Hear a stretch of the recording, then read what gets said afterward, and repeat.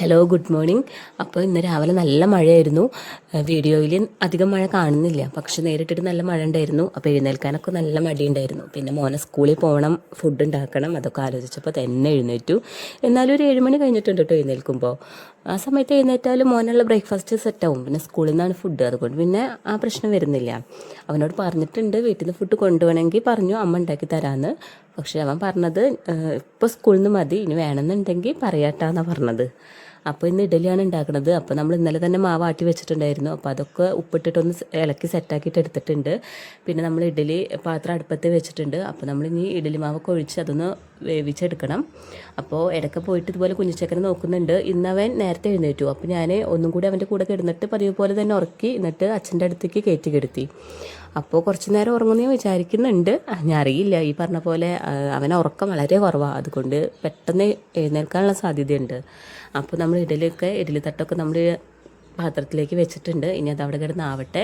അപ്പോൾ ഇഡലിയും സാമ്പാറും ചട്നിയാണ് കേട്ടോ.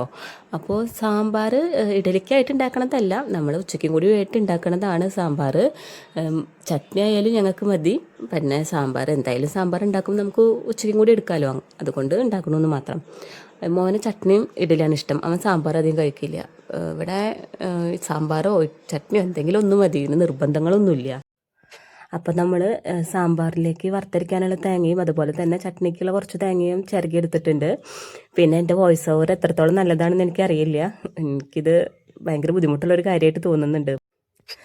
സാമ്പാറിലേക്കും കുറച്ച് തേങ്ങ മതി, അതുപോലെ തന്നെ ചട്നിക്കും കുറച്ച് തേങ്ങ മതി. കുറച്ച് ചട്നി ഉണ്ടാക്കുള്ളൂ. മോനെയാണ് മെയിനായിട്ട് ചട്നിയുടെ ആള്. നമ്മുടെ കുക്കർ അവിടെ വിസിലടിക്കുന്നുണ്ട്. സാമ്പാർ കഷ്ണം അതുപോലെ തന്നെ പരിപ്പും പൊടികളൊക്കെ ഇട്ടിട്ട് സാമ്പാർ വേവിക്കാൻ വെച്ചിട്ടുണ്ട്. നമ്മുടെ ആദ്യത്തെ തട്ട് ഇഡലി ശരിയായിട്ടുണ്ട് കേട്ടോ. ആദ്യത്തെ തട്ടല്ല, ആദ്യത്തെ സെറ്റ്. അപ്പോൾ അതൊക്കെ ഞാൻ പാത്രത്തിലേക്ക് മാറ്റിയിട്ടുണ്ട്. അപ്പോഴേക്കും ഞാൻ ചട്നിക്ക് വേണ്ടിയിട്ടുള്ള ഉള്ളി, വെളുത്തുള്ളി അതുപോലെ തന്നെ പച്ചമുളകൊക്കെ നന്നാക്കിയിട്ട് ഞാൻ മിക്സഡ് ജാറിൽ ഇട്ട് വെച്ചിട്ടുണ്ട്.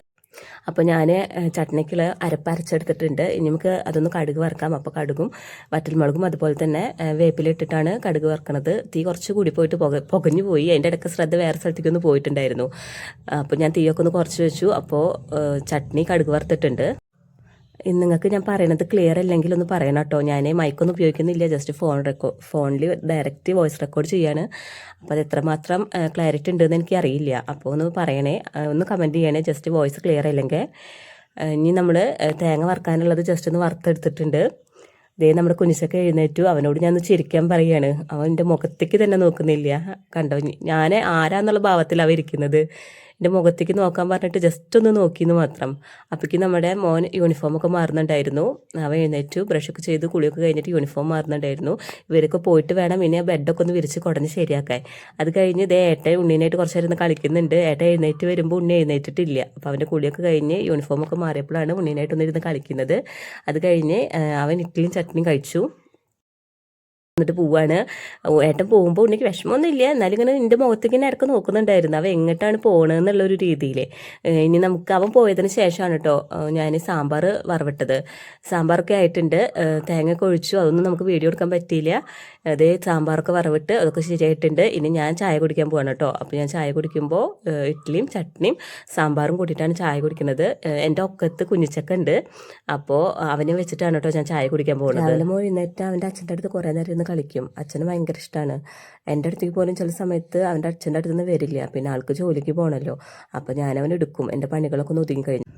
ഞാൻ സാമ്പാറും ഇഡ്ഡലിയൊക്കെ എടുക്കുമ്പോൾ എൻ്റെ ഒക്കത്ത് കുഞ്ഞിച്ചക്ക ഉണ്ട്. അപ്പം ഞാൻ മോനെ കയ്യിൽ വെച്ചിട്ട് ആ കയ്യിൽ ക്യാമറ പിടിച്ചിട്ടാണ്, അല്ല ഫോൺ പിടിച്ചിട്ടാണ് ഞാൻ ഭക്ഷണം എടുത്തത്. അപ്പോൾ ഭക്ഷണം കഴിച്ച് കഴിഞ്ഞിട്ടാണ് അത് കുറച്ച് കഴിഞ്ഞിട്ടാണ് ഞാൻ ചോറിനുള്ള വെള്ളമൊക്കെ വെച്ചത്. അപ്പോൾ അരിയൊക്കെ ഇട്ടു. ഇനി ഉച്ചയ്ക്ക് ചോറും അതുപോലെ തന്നെ സാമ്പാറും പിന്നെ ഉണക്കമീൻ വറുക്കാമെന്ന് വിചാരിക്കുന്നുണ്ട്. പിന്നെ പപ്പടം വറുത്തു. അതിൻ്റെ ഇടയിൽ മീനൊക്കെ വറുക്കാൻ ഇട്ടിട്ടുണ്ട്. എനിക്ക് ചീനച്ചട്ടിയിൽ മീൻ വറുക്കണതാണ് ഒന്നുകൂടി കംഫർട്ട്. മറ്റുള്ള ചട്ടിയിൽ മീൻ വറുക്കുമ്പോൾ എനിക്ക് എന്തോ ഒരു സുഖമില്ലാത്ത പോലെ തോന്നും. അപ്പോൾ ഉണക്കമീനൊക്കെ ഞാൻ ചീനച്ചട്ടിയിൽ തന്നെയാണ് വറുക്കുക. ഈ ചട്ടിയിൽ തന്നെയാണ് വറവിട്ടത്, ഈ ചട്ടിയിൽ തന്നെയാണ് തേങ്ങ വറുത്തതൊക്കെ. അപ്പോൾ ഇതേ എല്ലാവരും പോയി. ഞങ്ങളുടെ പണികളൊക്കെ കുറച്ചൊന്ന് ഒതുങ്ങി. ഇനി ഞങ്ങളൊന്ന് കുളിക്കാൻ പോവാണ് കേട്ടോ. ഉണ്ണീനെ കുളിപ്പിച്ച് കൊടുക്കട്ടെ.